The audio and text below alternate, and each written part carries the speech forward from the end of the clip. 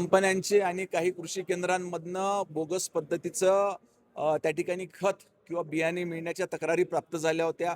या अनुषंगानं विभागाच्या मार्फत कार्यवाही देखील करण्यात आल्या. अनेक ठिकाणी त्या ठिकाणी रेड देखील मारण्यात आल्या. साठा जप्त करण्यात आलेला आहे.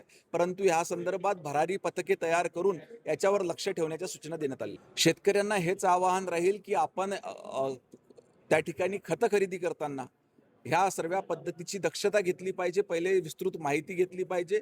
त्यांनी देखील जागृत राहिलं पाहिजे.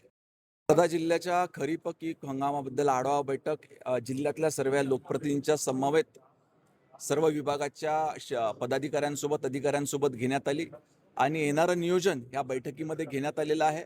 अनेक नवीन योजना केंद्र शासनाच्या राज्य शासनाच्या आलेल्या आहेत. त्याची व्याप्ती वाढवून त्याची माहिती जास्तीत जास्त शेतकऱ्यांपर्यंत पोहोचली पाहिजे अशा सूचना देखील त्या ठिकाणी देण्यात आल्या. तज्ज्ञ लोकांना एल निनोबद्दल विस्तृत माहिती आहे. त्यांच्या माध्यमातून जिल्ह्यातल्या सर्व कृषी सहाय्यकांच्या प्रशिक्षण घेण्याच्या सूचना देण्यात आलेल्या आहेत आणि ह्या कृषी सहाय्यकांच्या माध्यमातून त्या त्या गावामध्ये शेतकऱ्यांमध्ये जनजागृती करण्याचे देखील निर्देश देण्यात आलेले आहेत.